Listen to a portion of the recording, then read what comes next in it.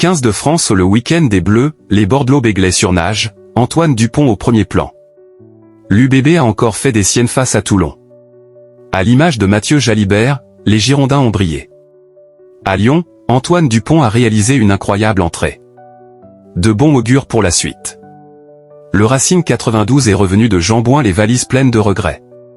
Le club francilien a concédé le match nul après la sirène. Une rencontre où Gaël Fickou, repositionné à l'aile, a su mener les siens. C'est lui qui permet aux siens de se détacher, 20-13. En face, Léo Barré a livré une performance loin de ses standards. Contre Bayonne, le Stade Rochelais s'est montré sous son meilleur jour, à l'image de ses tricolores. Dans le sillage d'un Grégory Aldrit des grands soirs, Oscar Gégou s'est aussi montré performant. Toujours en troisième ligne, mais du côté de Lyon, Alexandre Roumas s'est très bien remis de sa mauvaise entrée à Glasgow.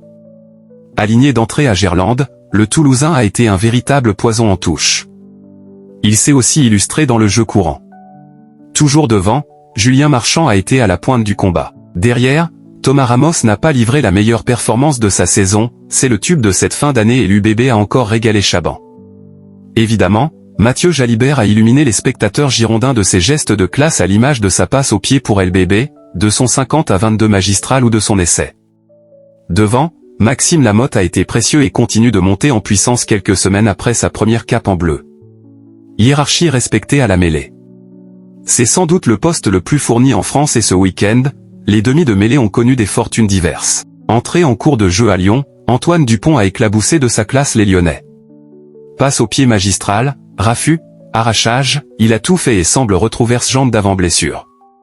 Son lieutenant au poste s'est lui aussi montré très à son avantage, bon dans la conduite du jeu, Maxime Lucu a aussi régalé avec un délice de jeu au pied par-dessus. Il a largement dominé son vis-à-vis du jour et concurrent au poste.